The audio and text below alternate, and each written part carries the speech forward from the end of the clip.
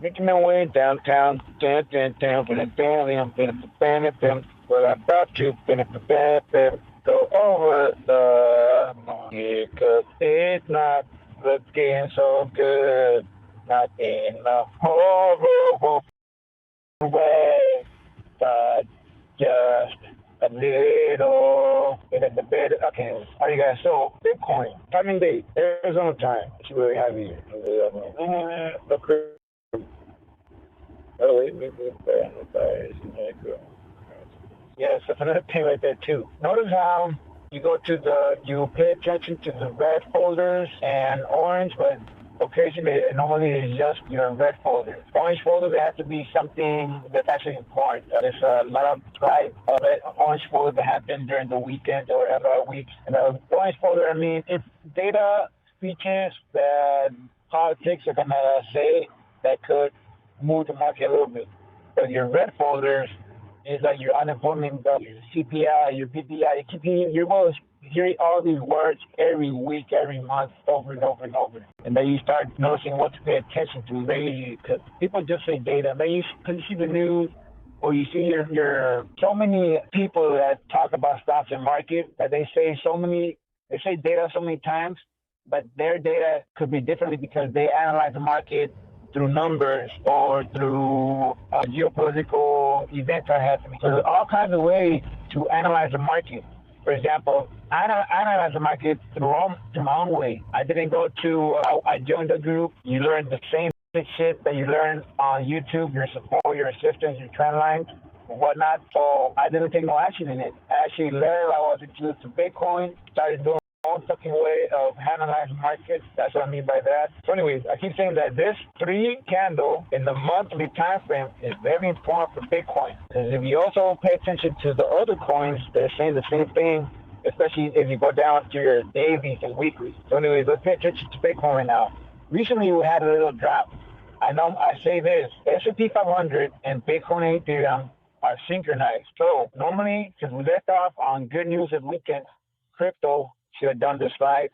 Rarely moves throughout the weekend. It starts Saturday night. Saturday night will hold and have this little fake out. And as we get to Sunday, they'll have this push on up, especially by 1 in the morning or 5 in the morning Sunday. And this time it didn't. It was holding the same price. All these coins, the 4 ones, your Bitcoin, your Ethereum, were holding this down pressure point. And also, I mentioned there was a daily 3 candle box for Bitcoin and Ethereum, I think. Bitcoin and Ethereum was all pointed out right now. So the fact that it started dropping right now is telling me that there was either a tweet or already since we're getting closer to the market opening, those tweets, the rumors, those analysis, shit like that's coming out, it's gonna get traders and investors worried. So they might start dropping their coins right now because they're hitting it. You'll see how when the market opens, how Bitcoin and Ethereum and S&P are synchronized. So that's why you can use Bitcoin and Ethereum throughout the weekend to know how the United States economy happened. That's why on Sundays you'll see sudden drop, and when you see those drops on Sundays, it's because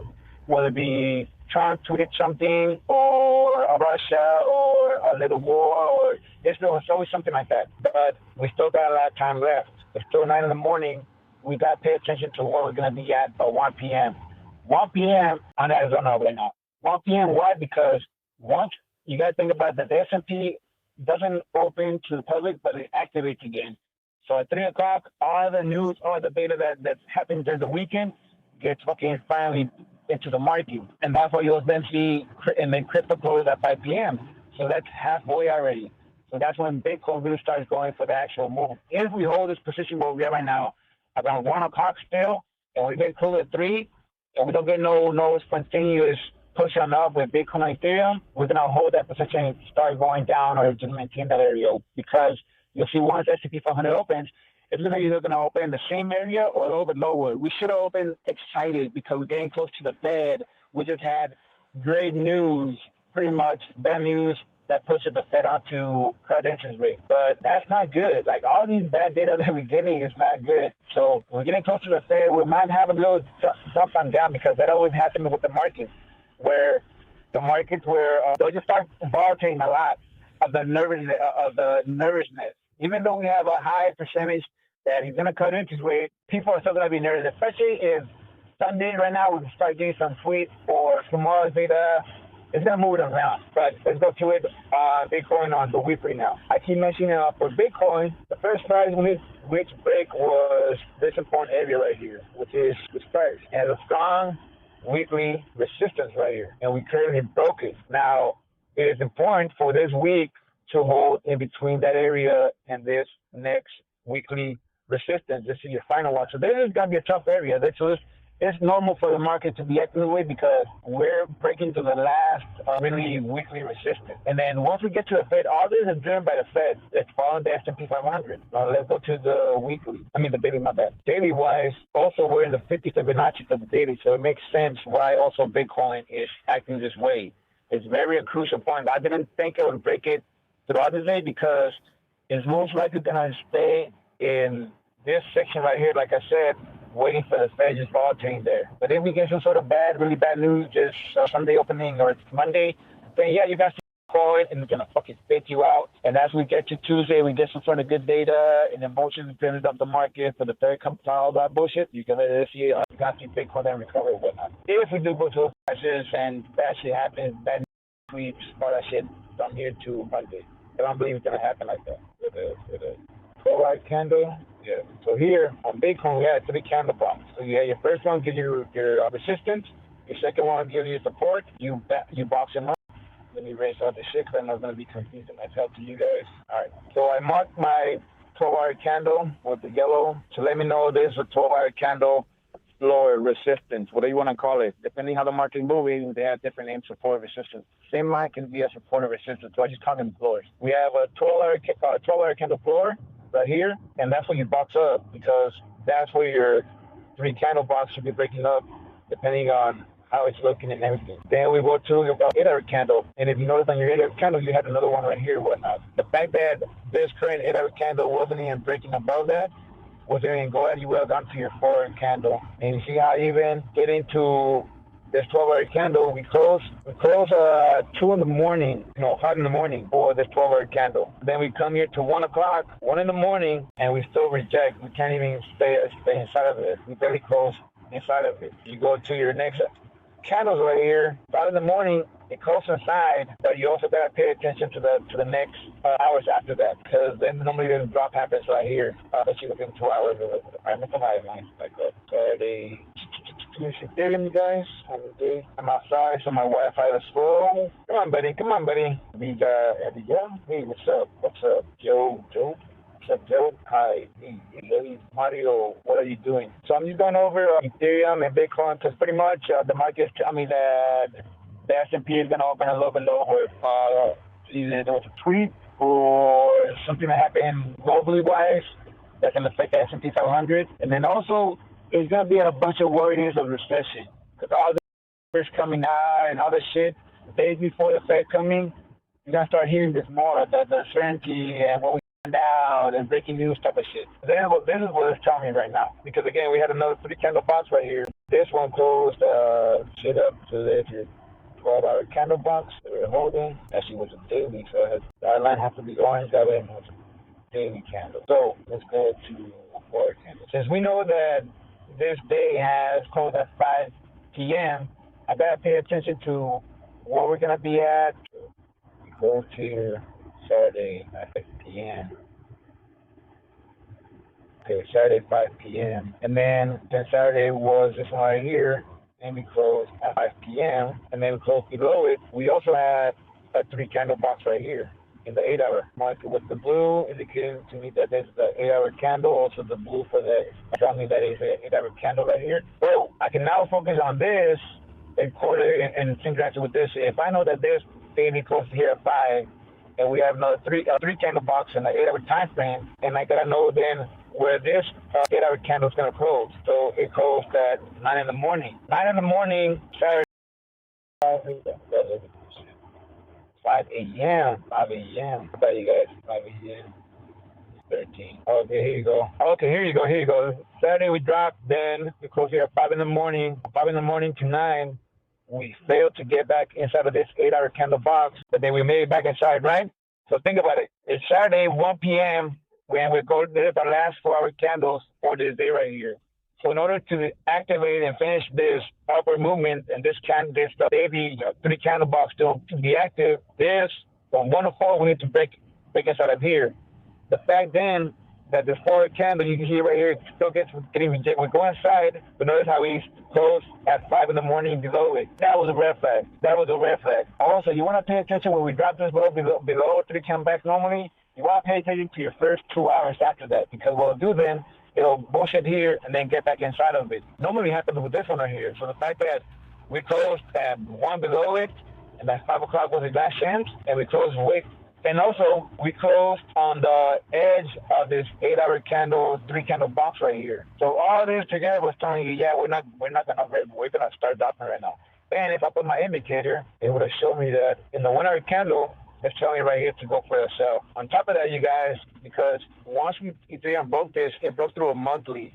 There's a monthly resistance right here. Which is a monthly. Too many colors in that. Yeah, see, there's a monthly right here. So it's a monthly resistance because it's coming from the downside and up. So the fact then, after Ethereum broke that, it created support above it. It was testing that monthly as a support, and it was working it. On top of that, my indicator here is telling me, hey, this is your rally cushion. If we stay in this cushion, we're still going to continue going on up. Right here, the fact that we break through it was your first signal right here. And then the fact that we're coming to test this monthly again was your second looking red flag. And then my indicator telling you, yeah, this is your entry and this is going to be your target. Target number 1, target number 2. On top of that, we're above a 12-hour candle, 50 Fibonacci. Let me show you what I mean by that. It's a 12-hour candle, it's a 50 Fibonacci, and we're testing that 50 Fibonacci. Another red flag. So right here, we should create some support. From right here, Ethereum what's going to do is going to wait for that S&P 500.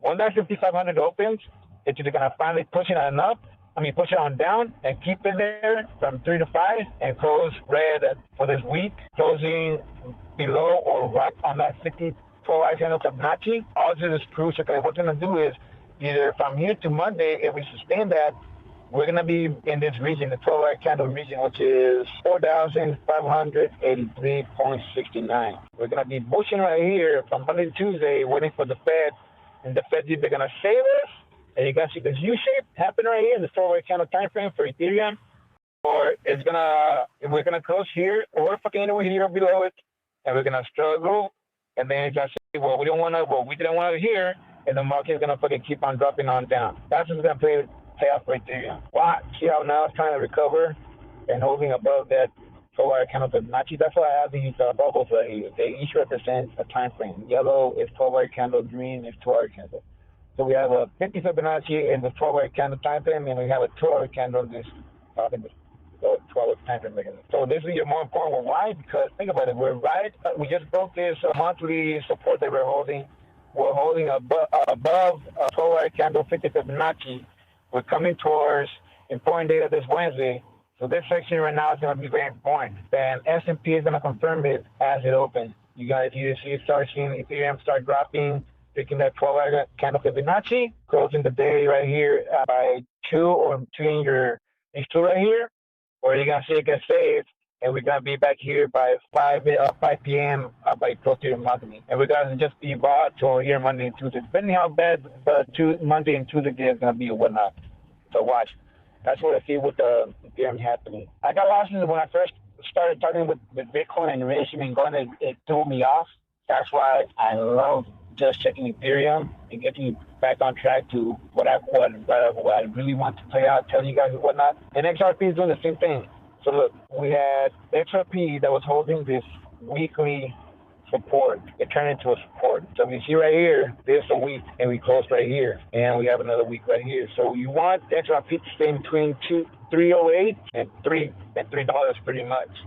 And S&P is going to be that move. It's trying to stay above the $3 mark because that's crucial. That's mental. That's for us. That's mental right here. They know this is mental for us. $3. So we know we're going to keep that $3 to still be bullish, and all that people won't panic. And even in the daily, we have a 50 Fibonacci, and it's holding right there. And it's a daily. Close at 5. Same shit with this. It's going to wait for S&P. S&P is going to save it and make it close above the 50 by not a lot, but by enough. Or as we get close to S&P and it's bad news, you got to see XRP start breaking that $3 mark and close right below it. And then Monday or Tuesday, Again, it's going to be, are we going to stay above it, or are we going to start going down to about $3 mark? Stays on top, you got to stay with it. You got to see the next day right here, the next 2-3 days, just staying above this. Pay crucial attention to $3, and because that's going to have like your next resistance as the daily starts maintain that price range and whatnot. So watch, S&P is gonna fucking break everything down. Notice how everything's holding up above this crucial daily 50 Fibonacci's. See, that's what you're seeing right now. S&P recovered right now. And there's your daily Fibonacci. There's your monthly. Also, where in a monthly. Oh, okay, see. And that's the crucial price, your $3. There's a monthly. So this is what you don't want to break. You don't want to break below that. So you see how all that gives you the, and you put the data together, you put what's coming up this week, you see how, I can see how it's going to react. Again, it's either going to start say above the daily, and depending how we get to 3 o'clock, 1 o'clock, 3 o'clock, you got to see it. If the S&P has bad news, you got to see XRP go down here and close in this area below it. I'll go into more updates around 1 o'clock. 1 o'clock, you'll see this. You'll see it more happy, but as we get to 3 o'clock, you'll see a lot of activity. And you gotta see how the S&P also goes in a 3 candle box. And I think for the daily, for a 12-hour candle. Yeah, 12-hour candle. So they're still bullish. We have a 3 candle box and a 12-hour time frame. So they're still bullish, but we're either gonna see the S&P, 1-hour candle, see this green cushion. You gotta see the S&P break below this green cushion, and as the market takes or relieves everything, we close. The S&P closes at 6 p.m. your 4-hour candle. Then Bitcoin closes at 5 p.m. So you're gonna break down and close around 6,576 if the S&P, the economy, the United States has bad news, or you guys see it barely just close right below it. And as we get to 5 o'clock, you guys see Bitcoin and Ethereum follow it too. If S&P closes inside it and a little bit upward where we are, same price or upward, you guys see Bitcoin and S&P hold above those crucial prices that I mentioned. And then it's all going to be on Monday's data, how hard it's going to hit the S&P, and then how hard the Tuesday's data is going to hit the S&P, whether good or bad. But now the moving Bitcoin, Ethereum, and XRP to those prices that I mentioned, those mental key prices that we, the regular retards, are watching, that they know that we're paying attention to. But that's all, you guys. There's a time. I'll come back, start Arizona time. Hope that makes sense, because I know the first shit threw me off by going